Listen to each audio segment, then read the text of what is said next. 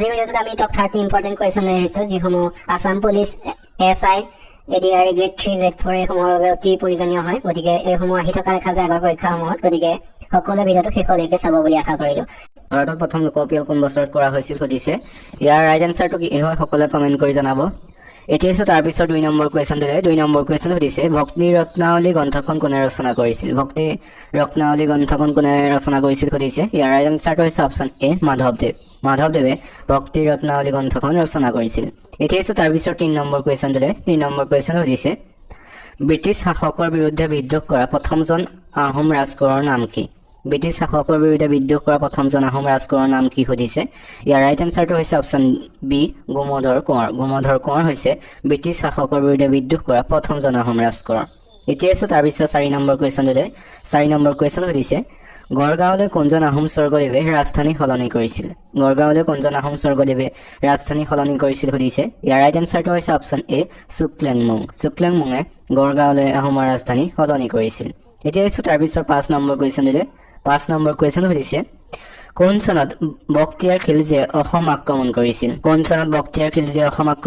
সুধিছে ইয়াৰ ৰাইট আনসাৰটো হৈছে option D 1206 চনত বক্তিয়াৰ খিলজীয়ে অসম আক্ৰমণ কৰিছিল এতিয়া তাৰ পিছত 6 নম্বৰ কোৱেশ্চন দিলে 6 নম্বৰ কোৱেশ্চন সুধিছে 1858 চনৰ 24 ফেব্ৰুৱাৰীত মণিৰাম দেৱানৰ সৈতে কাক ফাঁচি দিয়া হৈছিল 1858 চনৰ 24 ফেব্ৰুৱাৰীত মণিৰাম দেৱানৰ সৈতে কাক ফাঁচি দিয়া হৈছিল সুধিছে ইয়াৰ ৰাইট আনসাৰটো হৈছে অপচন সি পিয়লি বৰুৱাক মণিৰাম দেৱানৰ সৈতে 1858 চনৰ 24 ফেব্ৰুৱাৰীত ফাঁচি দিয়া হৈছিল এতিয়া তাৰ পিছত 7 নম্বৰ কোৱেশ্চন দিলে 7 নম্বৰ কোৱেশ্চন সুধিছে কোনখন জিলাই গুণোৎসৱ 2023ত শীৰ্ষস্থান লাভ কৰিছিল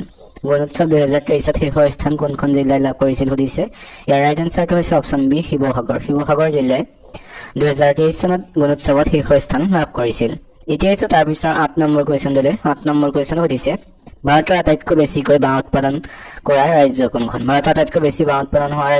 সুধিছে ইয়াৰ ৰাইট আনসাৰটো হৈছে অপচন সি অসম হৈছে ভাৰতৰ আটাইতকৈ বেছিকৈ বাঁহ উৎপাদন হোৱা ৰাজ্য এতিয়া তাৰ পিছত 9 নম্বৰ কোৱেশ্চন দিলে 9 নম্বৰ কোৱেশ্চন সুধিছে 1952 চনত ডক্টৰ ৰাজেন্দ্ৰ প্ৰসাদৰ বিৰুদ্ধে ৰাষ্ট্ৰপতি নিৰ্বাচনত প্ৰতিদ্বন্দ্বিতা কৰা প্ৰথম অসমীয়া কোন আছিল ৰাষ্ট্ৰপতি নিৰ্বাচনত ডক্টৰ ৰাজেন্দ্ৰ প্ৰসাদৰ সৈতে বিৰোধিতা কৰা অৰ্থাৎ প্ৰতিদ্বন্দ্বিতা কৰা প্ৰথমজন অসমীয়া কোন আছিল সুধিছে ইয়াৰ ৰাইট আনসাৰটো হৈছে অপচন এ নগেন্দ্ৰনাথ দাসে আছিল বিৰোধী পক্ষত থকা ৰাষ্ট্ৰপতি পদৰ বাবে প্ৰথম অসমীয়া ৰাজেন্দ্ৰ প্ৰসাদৰ বিৰুদ্ধে 1952 চনত এতিয়া তাৰ পিছত 10 নম্বৰ কোৱেশ্চন দিলে 10 নম্বৰ কোৱেশ্চন সুধিছে সতী জয়মতী দিৱস কেতিয়া পালন কৰা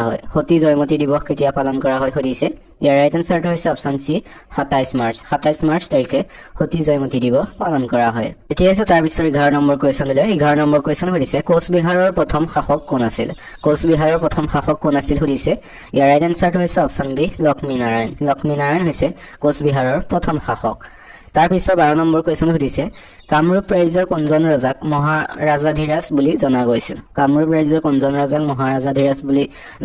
সুধিছে ইয়াৰ ৰাইট আনসাৰটো হৈছে অপচন বি পুষ্য বৰ্মনক মহাৰাজাধিৰাজ বুলি জনা গৈছিল এতিয়া তাৰ পিছত 13 নম্বৰ কোৱেশ্চন দিলে 13 নম্বৰ কোৱেশ্চন সুধিছে কোনজন আহোম স্বৰ্গদেৱে উমানন্দৰ মন্দিৰ নিৰ্মাণ কৰিছিল সুধিছে ইয়াৰ ৰাইট আনসাৰটো হৈছে অপচন এ গদাধৰ সিংহই উমানন্দৰ মন্দিৰ নিৰ্মাণ কৰিছিল এতিয়া তাৰ পিছত 14 নম্বৰ কোৱেশ্চন দিলে 14 নম্বৰ কোৱেশ্চন সুধিছে কাৰ পৃষ্ঠপোষকতাত কালিকা পুৰাণ ৰচিত হৈছিল সুধিছে ইয়াৰ ৰাইট আনসাৰটো হৈছে অপচন এ ধৰ্মপালৰ পৃষ্ঠপোষকতাত কালিকা পুৰাণ ৰচিত হৈছিল এতিয়া তাৰ পিছত 15 নম্বৰ কোৱেশ্চন দিলে 15 নম্বৰ কোৱেশ্চন সুধিছে কোন চনত মহাত্মা গান্ধী অসমলৈ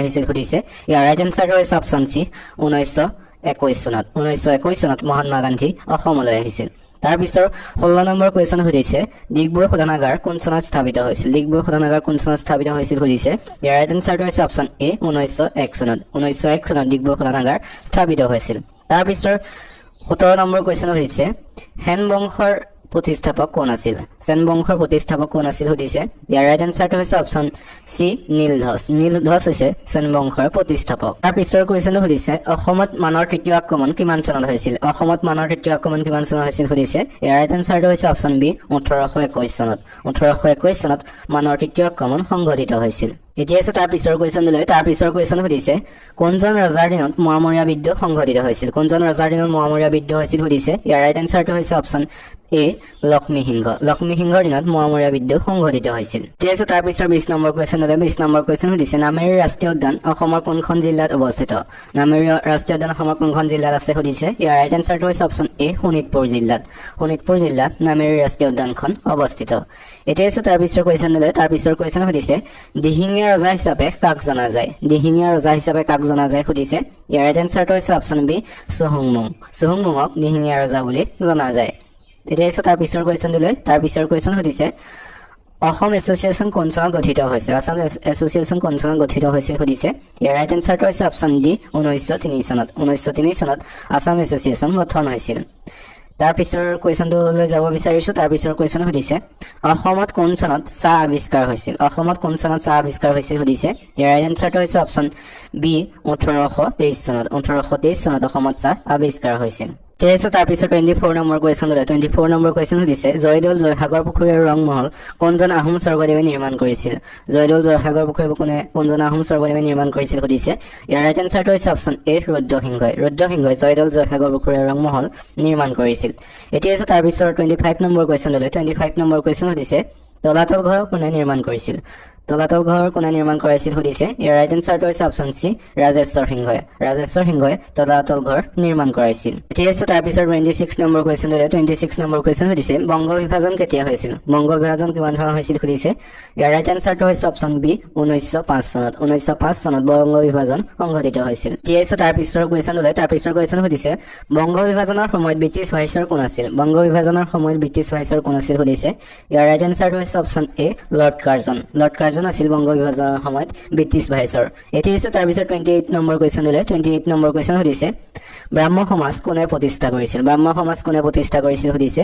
ইয়াৰ ৰাইট এনচাৰটো হৈছে অপশ্যন চি ৰাজা ৰামমোহন ৰায় ব্ৰাহ্ম সমাজ প্ৰতিষ্ঠা কৰিছিল। এতিয়া হৈছে তাৰ পিছত 29 নম্বৰ কুৱেশ্যন হ'লে 29 নম্বৰ কুৱেশ্যন সুধিছে আৰ্য সমাজ কোনে প্ৰতিষ্ঠা কৰিছিল? সুধিছে। ৰাইট এনচাৰটো হৈছে অপশ্যন বি দয়ানন্দ সৰস্বতী আৰ্য সমাজ প্ৰতিষ্ঠা কৰিছিল। এতিয়া হৈছে আজিৰ শেষৰ কুৱেশ্যন হ'লে শেষৰ কুৱেশ্যন সুধিছে চাৰ্ক কেতিয়া গঠন কৰা হৈছিল? সুধিছে। ইয়াৰ ৰাইট এনচাৰটো হৈছে অপশ্যন এ 1985 চনত চাৰ্ক গঠন হৈছিল। সকলোৱে